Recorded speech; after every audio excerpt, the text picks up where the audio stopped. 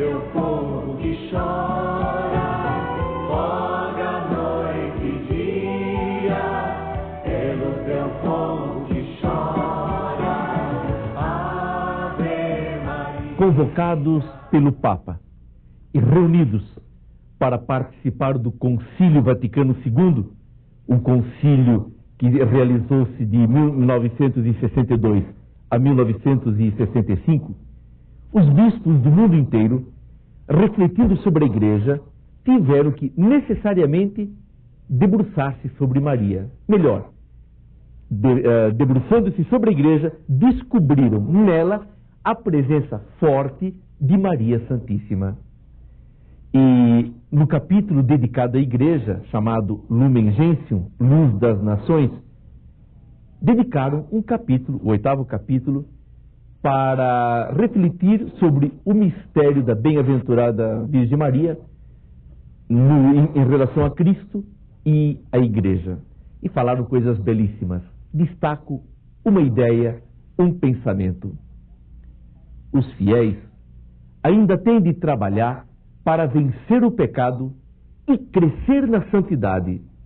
Por isso, levantam os olhos para Maria. Levantam os olhos para Maria. É isso que a Igreja tem feito ao longo de 20 séculos. Em todas as partes, pessoas de todas as culturas, de todas as idades, de todas as posições sociais, têm elevado ao céu uma prece.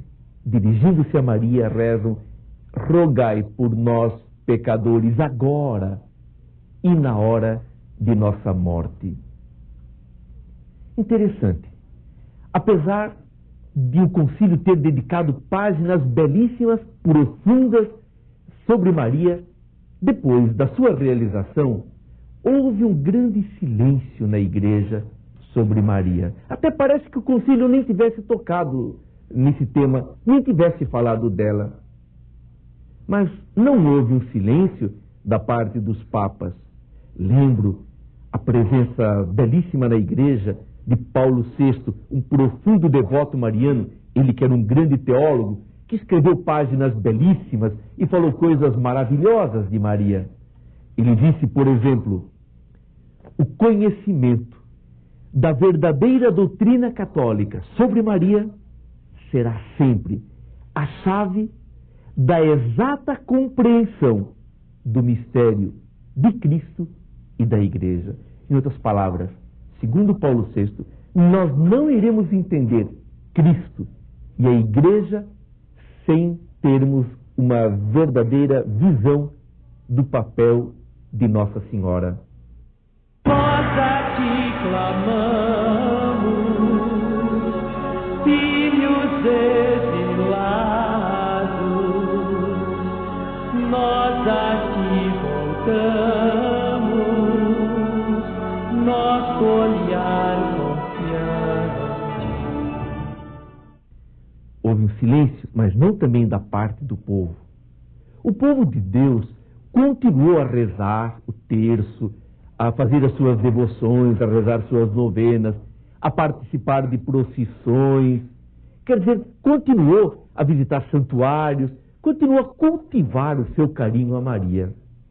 O silêncio foi da parte de muitos setores da teologia e também na pregação de padres ou leigos que tinham, não sei, um certo receio de falar de Maria, como se a figura dela pudesse colocar em sombra a figura e a pessoa de Jesus Cristo.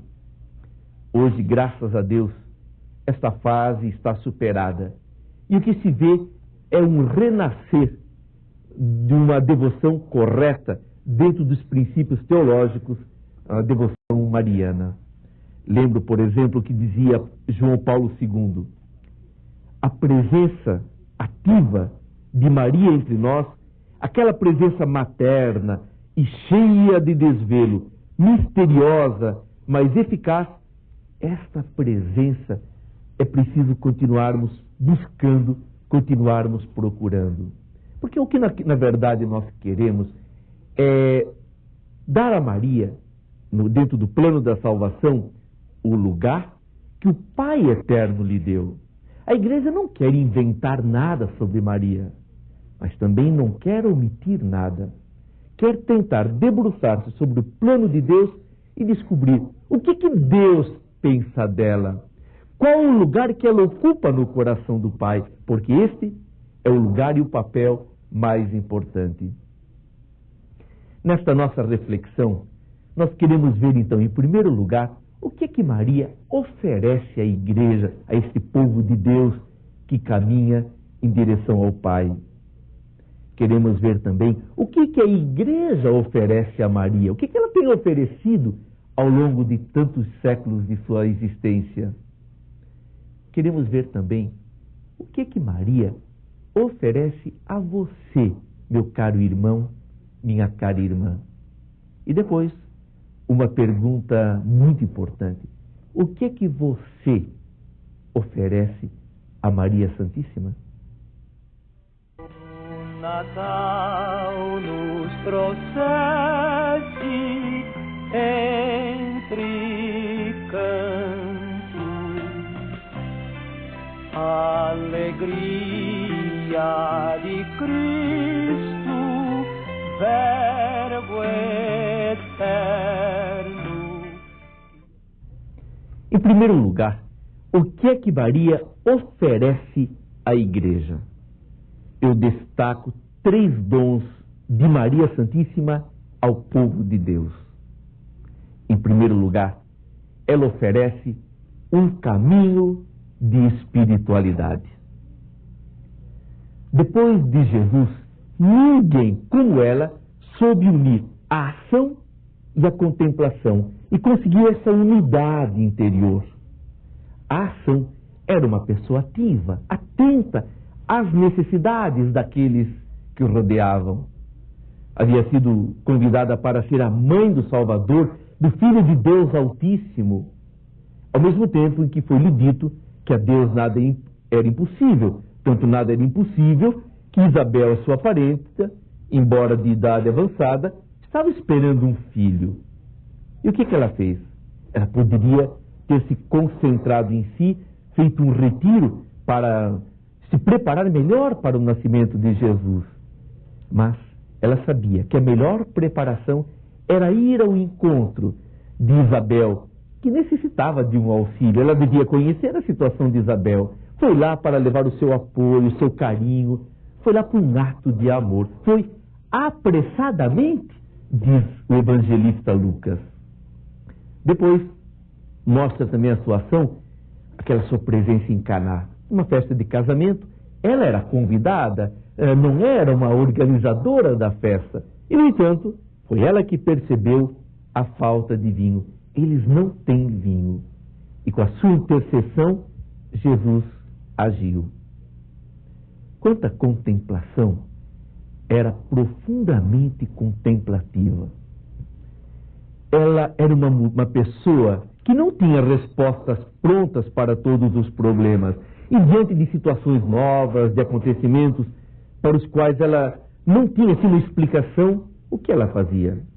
Guardava tudo em seu coração, meditando naquilo que via ou ouvia. Disso nos dá um belíssimo testemunho o evangelista Lucas, que nos guarda 2 momentos assim. O primeiro por ocasião do nascimento de Jesus.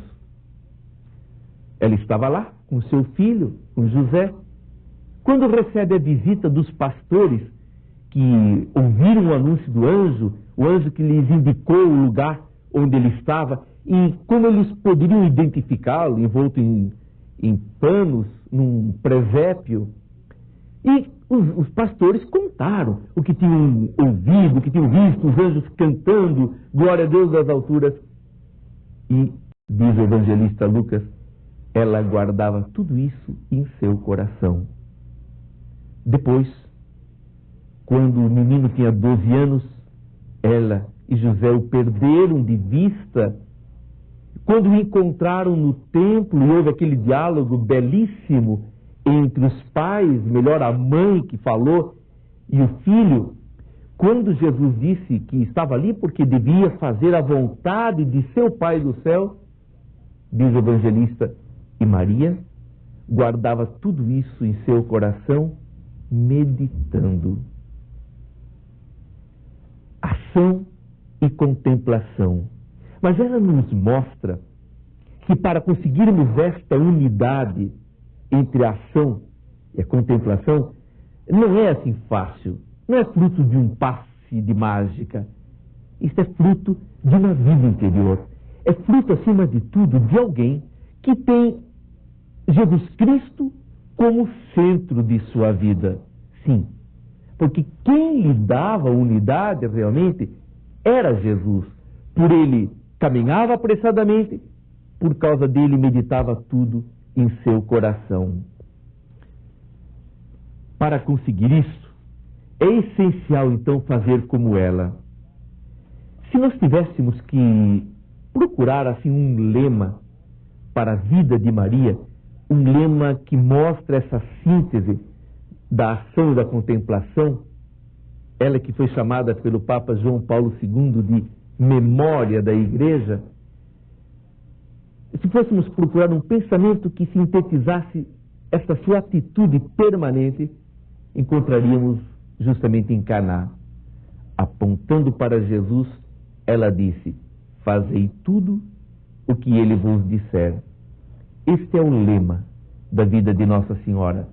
Nesta expressão, nessa frase, nessa indicação, encontramos todo o seu ideal de vida, toda a sua razão de ser, e ao mesmo tempo ela nos aponta o que e como fazer para, como ela, agradarmos a Jesus.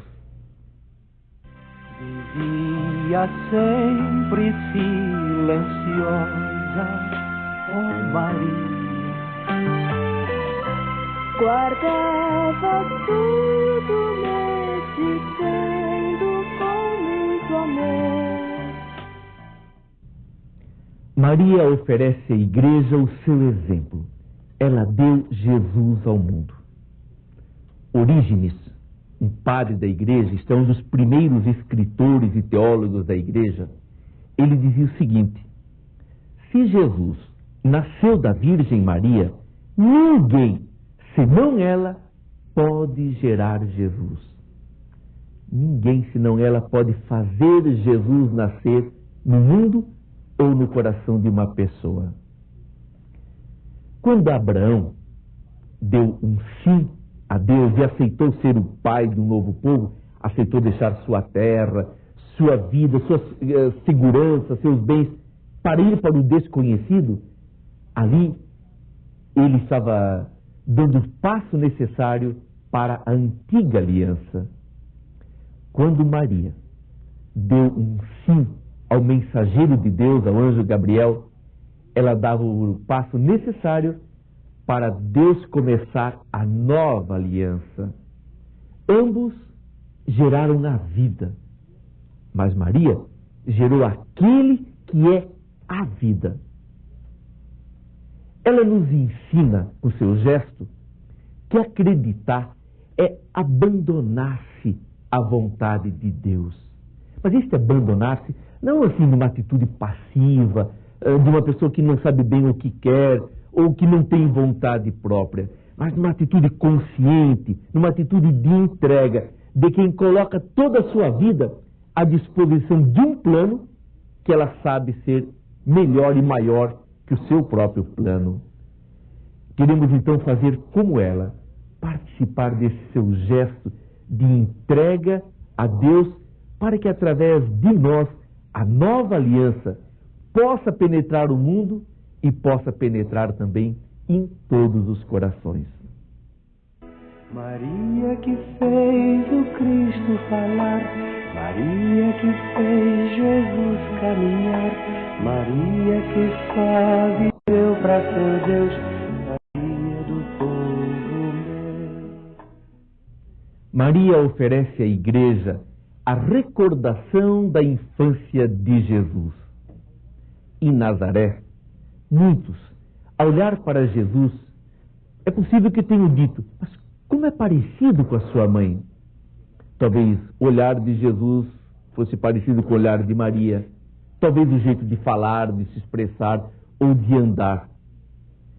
A verdade, contudo, é que aquilo que nós temos da infância de Jesus devemos a Maria. Lucas, ao escrever o seu evangelho, ele diz no início que ele pesquisou, que ele queria relatar os fatos de uma forma ordenada, e não sabemos se ele teve algum contato direto com Maria.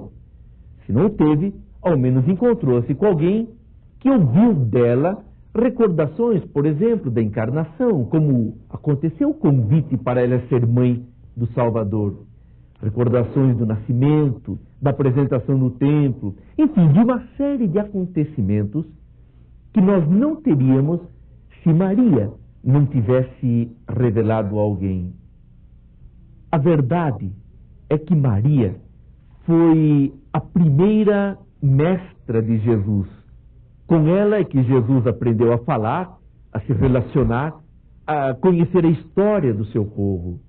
Mas se é verdade que ele foi o primeiro aluno na escola de Maria, não menos verdade é que ele também foi mestre para sua mãe. E é isso que ela continua querendo fazer, querendo nos oferecer a cada um de nós a infância de seu filho, recordações que vão ser capazes de nos transformar. E com isso, pouco a pouco, ela vai formando o nosso coração segundo o coração de seu filho, que ela conheceu tão bem. Vemos, pois, que Maria oferece à igreja muito daquilo que é o seu rosto, o rosto da igreja.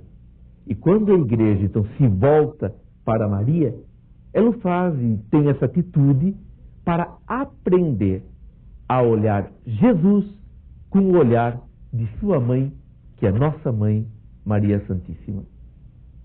Menina que Deus amou e escolheu, a mãe de Jesus, o Filho de Deus, Maria que o povo inteiro elegeu, Senhora e Mãe do céu.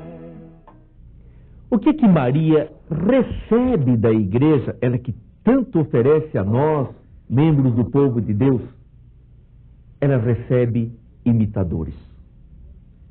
Quantas pessoas seguem Jesus olhando para o exemplo de Maria Santíssima? Quantas aprenderam dela a maneira de ser agradáveis a Deus?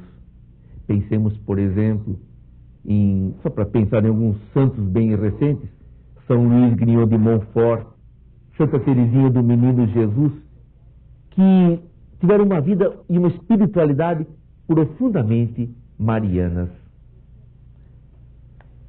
Maria recebe comunidades inteiras que se colocam sob a sua proteção e que a invocam com um dos tantos milhares de títulos que ela foi ganhando do povo de Deus ao longo de sua caminhada.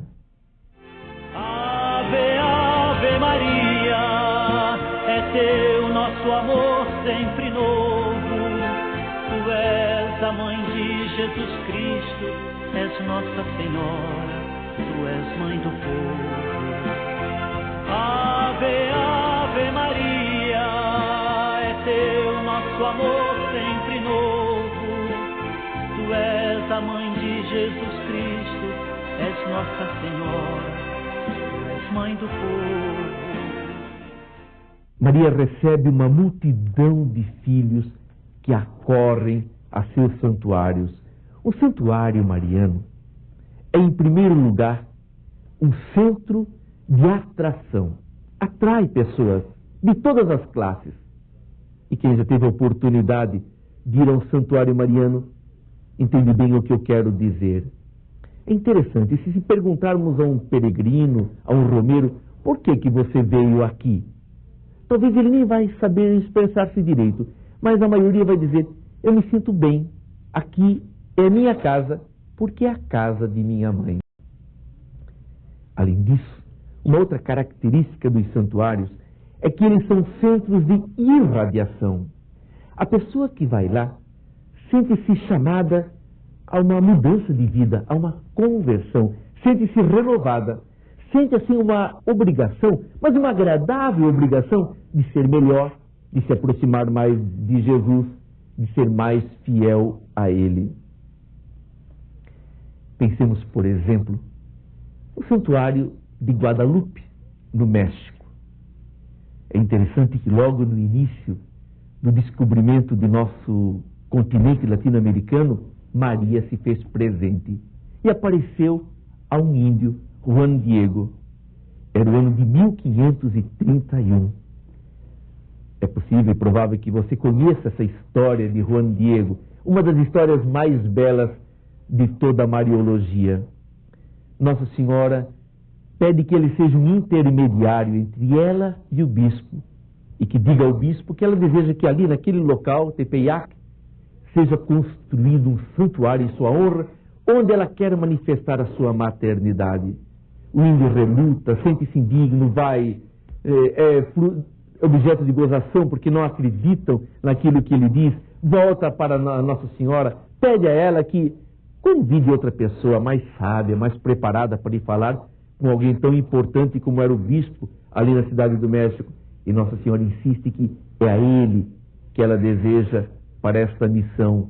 Finalmente, como o bispo havia pedido um sinal, ela o manda recolher rosas, e era uma época de inverno, colocá-la no seu manto, na sua tilma, para levar ao bispo. E quando ele abre para mostrar ao bispo o presente que a Mãe do Céu havia lhe enviado, caem as rosas, e no manto de Juan Diego aparece a figura de Maria Santíssima, a Virgem de Guadalupe. E é interessante que a tilma, pelo material de que é feito, as fibras vegetais, o máximo de duração seria de 20, 30 anos. E já se passaram mais de 460 anos, está lá, na Igreja do México, para a veneração de todos os filhos de Maria, que ali acorrem, continuando a ouvir o apelo que ela fez a Juan Diego, para irem ali, porque ali ela distribuiria os seus dons e as suas graças. Poderemos pensar também em Lourdes, lá nos Pirineus, no sul da França, onde em 1858 ela aparece a pequenina Bernadette, e diz mesmo que escolheu Bernadette como filho, como mensageira, pela simplicidade dela, pela pouca instrução, pela pobreza dela, pobreza em todo sentido. E quando Bernadette um dia lhe pergunta, mas quem sois vós? Ela se apresenta dizendo, eu sou a Imaculada Conceição. Curioso é que 4 anos antes, o Papa Pio IX havia proclamado o dogma da Imaculada Conceição em 1854. Bernadette não era capaz de inventar essa fórmula e depois se viu a veracidade de suas palavras. Hoje, Lourdes acolhe peregrinos do mundo todo que vão ali, num gesto de confiança, doentes. É impressionante e belíssima a presença de tantos doentes que vão pedir um milagre da cura. E aí se sabe, é comprovado que muitos são curados. Mas, acima de tudo, a maior cura, o maior dom que recebem é a transformação interior. O doente volta para casa compreendendo melhor que está sendo convidado por Deus, quando não curado, a participar mais de perto da paixão de Jesus Cristo, a se unir esta paixão, e passa então a testemunhar a beleza do que experimentam e sentem depois que fizeram essa experiência na casa de sua mãe. Podemos pensar também no Santuário de Fátima, onde em 1917 ela apareceu a Lúcia, a Francisca e a Jacinto, e pedindo que rezasse o rosário, não apenas o terço, rezassem pela paz do mundo e até advertindo, se o mundo não se converter, virá uma guerra pior do que aquela que estavam vivendo, Primeira Guerra Mundial. Hoje, acorrem a Fátima, especialmente nos dias 13, do dia 13 de maio, dia da primeira aparição, a 13 de outubro, acorrem milhares de peregrinos, de penitentes, que vão ali, muitas vezes a pé, muitas vezes em jejum, para rezar. Peregrinos que se confessam, que se aproximam da Eucaristia e que saem dali renovados por este encontro belíssimo na casa de sua mãe Maria. Poderíamos pensar no nosso santuário de Aparecida, que é um dos santuários marianos do mundo que mais acolhe peregrinos ao longo do ano. Se fôssemos ali, por exemplo, no dia 12 de outubro, se fôssemos como repórteres, perguntar a cada peregrino: por que você veio? O que o levou a deixar a sua casa, a se preparar longamente para esta peregrinação? O que levou você a economizar para poder ter o dinheiro suficiente para esta viagem? Enfim, o que o trouxe aqui? É possível, e eu digo isso por experiência, que o peregrino olhe para você sem saber o que dizer, mas a sua paz, o seu olhar, o seu sorriso vão dizer muito mais do que qualquer outra coisa. E quando passam diante daquela pequenina imagem e podem fazer a sua oração, aquele peregrino sente que valeu a pena todo o esforço, todo o sacrifício, sente-se renovado e escuta de uma forma renovada e atual a frase de sua mãe, que aponta para Jesus, dizendo: fazei tudo o que ele vos disser. Aliás, essa é uma característica dos santuários. Eles parece que atraem o peregrino para Nossa Senhora, mas quando se percebe, Nossa Senhora os encaminha para a Eucaristia, que é o centro, então, do santuário. E as celebrações eucarísticas nesses santuários são sempre, para qualquer um de nós, qualquer coisa de inesquecível. Mas nós podemos pensar também nos pequenos santuários de nossas dioceses, talvez não tão importantes em ordem, assim, não são tão conhecidos, mas são importantes para aqueles que vivem ao seu redor e que também são centros de atração e irradiação. Nos santuários, como dizia João Paulo II, o povo de Deus busca o encontro com a mãe de Cristo, e aquela que acreditou fortifica a fé dos que ainda caminham. Não é isso que Nossa Senhora continua a fazer em cada um dos grandes ou dos pequenos santuários a ela dedicados no mundo todo? Mãe amorosa da Igreja, quer ser nosso auxílio, reproduzir no cristão as feições de seu filho. O que Maria oferece a você? Ela oferece, em primeiro lugar, um modo próprio de fazer a vontade de Deus. Ela diz: eu sou a serva do Senhor. Ela ensina você a ser serva, a ser servo, a fazer a vontade do Senhor, do seu Senhor e do nosso Senhor. Ela ensina que este plano de Deus, ao qual ela se submeteu, estava acima de seus projetos pessoais. Ela ensina a você que o plano de Deus é mais importante do que os seus mais belos projetos, mas é mais importante também do que a sua mesquinharia, a sua pobreza. Porque isso é terrível. Nós temos o terrível poder de estragar, de destruir em nós o plano de Deus e de impedir que ele se concretize.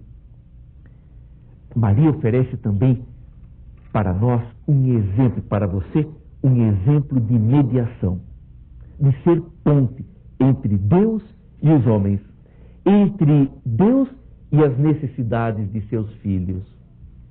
Em Caná, ela estava ali entre Jesus e os convidados e disse a Jesus: eles não têm vinho. Depois disse aos empregados: fazei o que ele vos disser. Ela nos ensina como ser mediador. Quer dizer, diante de Jesus, ela fala das necessidades do povo. Naquela ocasião, ela disse: eles não têm vinho. Hoje, continuamente, intercedendo por você, por mim, por todos nós, por todo o povo, o seu povo, o povo que Jesus, o seu Filho, conquistou com o seu sangue, ela deve continuamente dizer: Senhor, eles não têm pão, eles não têm casa. Senhor, aquele teu filho não tem emprego. Senhor, aquela comunidade está abandonada. Senhor, os teus filhos estão em guerra, se matando mutuamente.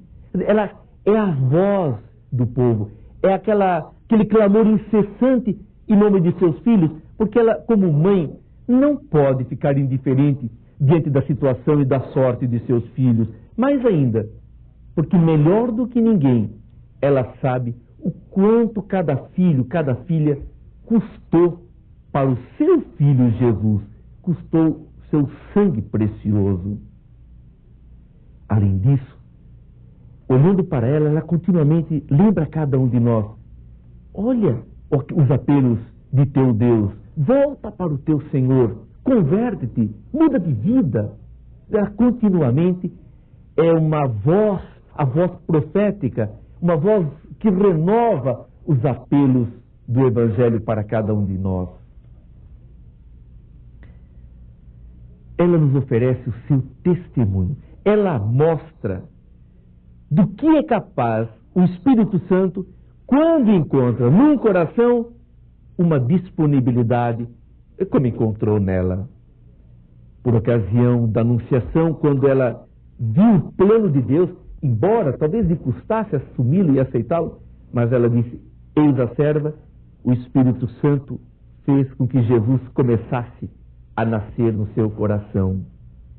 Em Pentecostes, estava lá, reunida com os apóstolos para o nascimento e a expansão da igreja.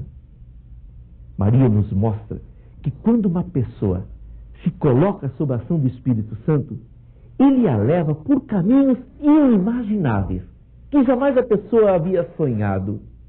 Ela mostra que o Espírito Santo possibilita a pessoa a se superar, a superar as suas próprias limitações e toda experiência de fracasso. Maria oferece a você um modelo de evangelização. Ela ensina que evangelizar é levar, é fazer Jesus presente numa pessoa ou numa situação. Sabemos que ela começou o seu trabalho evangelizador na visita a Isabel. Quando Isabel ouviu a saudação de Maria, ela mesma testemunhou que o seu filho exultou, mexeu-se, manifestou-se no ventre. Isabel, tocada pelo Espírito Santo, prorrompeu num belíssimo louvor a Nossa Senhora: bendita és tu entre as mulheres e bendito é o fruto do teu ventre, Jesus. Maria ensina que evangelizar é ter um coração, então, sempre pronto a fazer a vontade de Deus. Faça-se em mim segundo a tua palavra. E o Verbo se fez carne. Mas ela ensina que evangelizar é estar sempre a caminho, sempre andando à procura da vontade de Deus. E em quantos caminhos ela andou, por quantas estradas ela caminhou em busca da vontade do Senhor. Além de ter ido em Ain Carim, ao encontro de Isabel, foi para o Egito, foi para Jerusalém, voltou para Nazaré, percorreu os caminhos de Jesus e chegou um dia aos pés do Calvário. Por quê?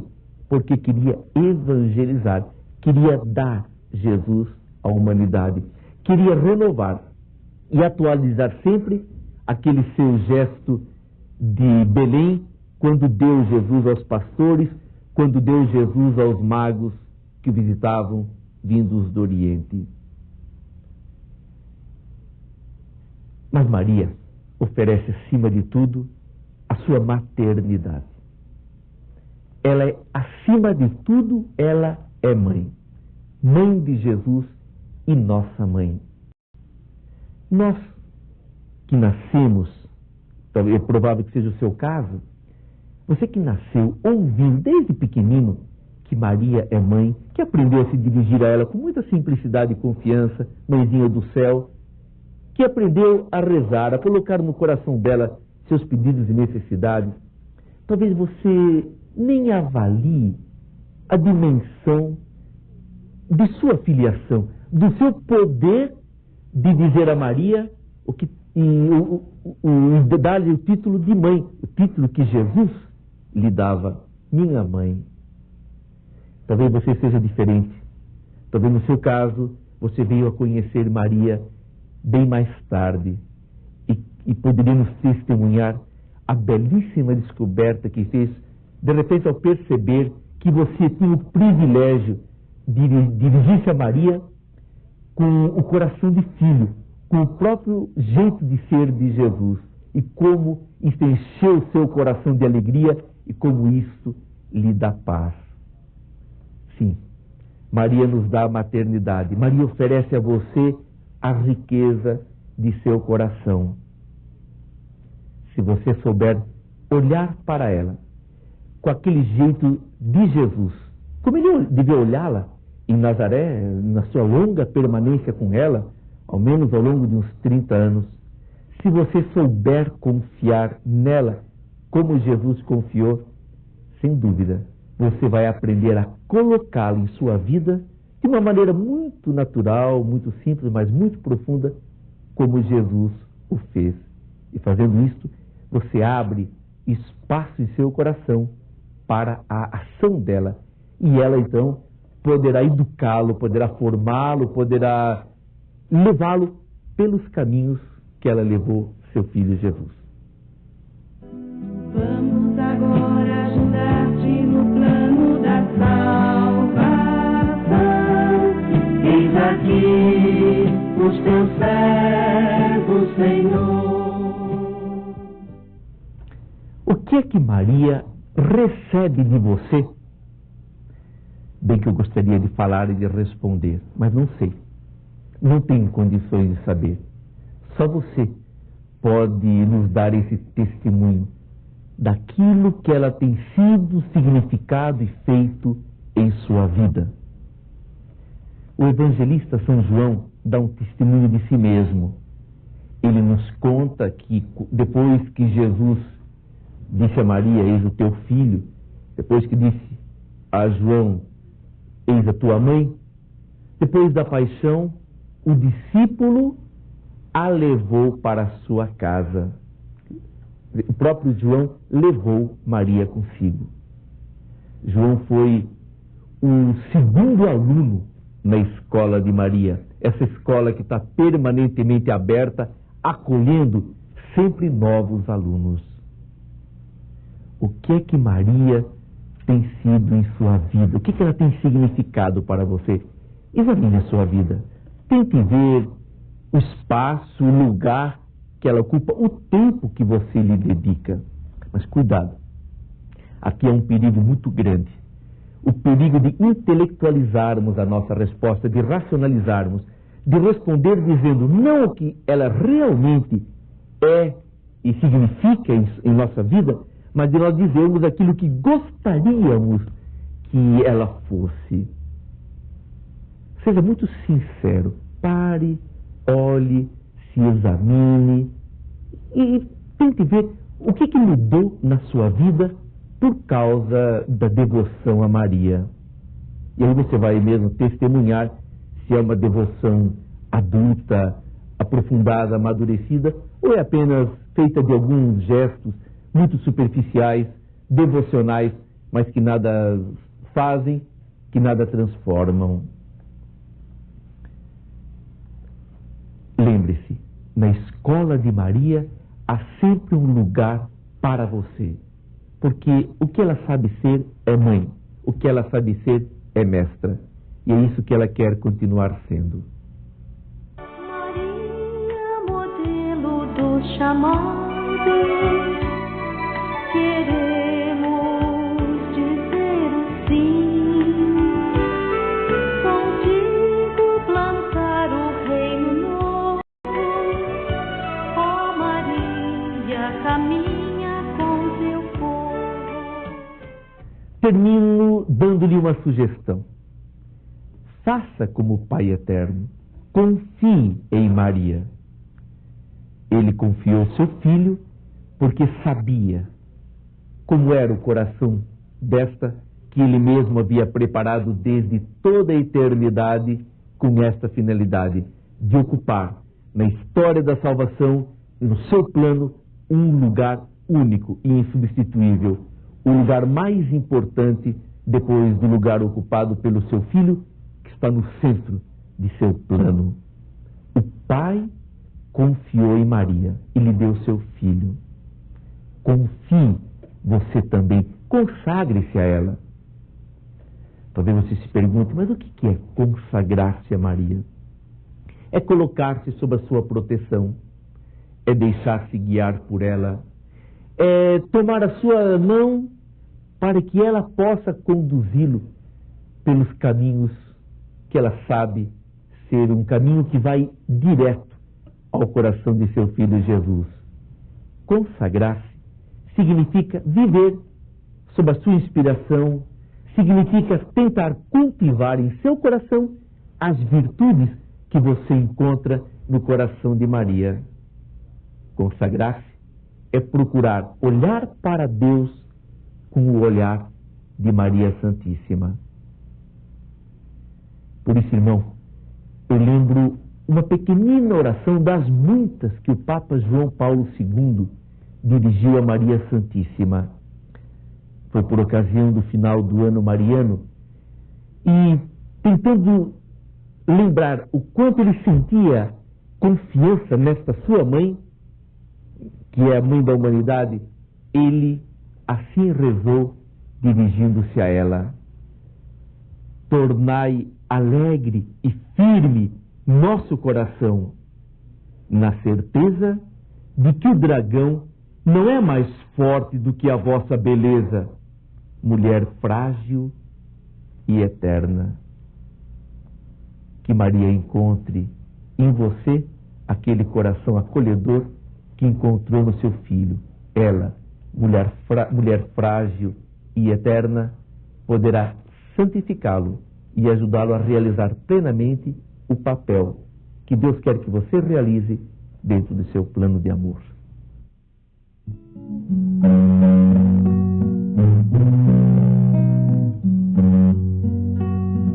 Oh, minha Senhora e também minha mãe, eu lhe ofereço inteiramente toda a voz e em prova da minha devoção, eu hoje vos dou meu coração. Consagro a vós meus olhos, meus ouvidos, minha boca, tudo o que sou. Desejo que a vós pertença incomparavelmente. Guardai-me, defendei-me como coisa e propriedade vossa. Amém.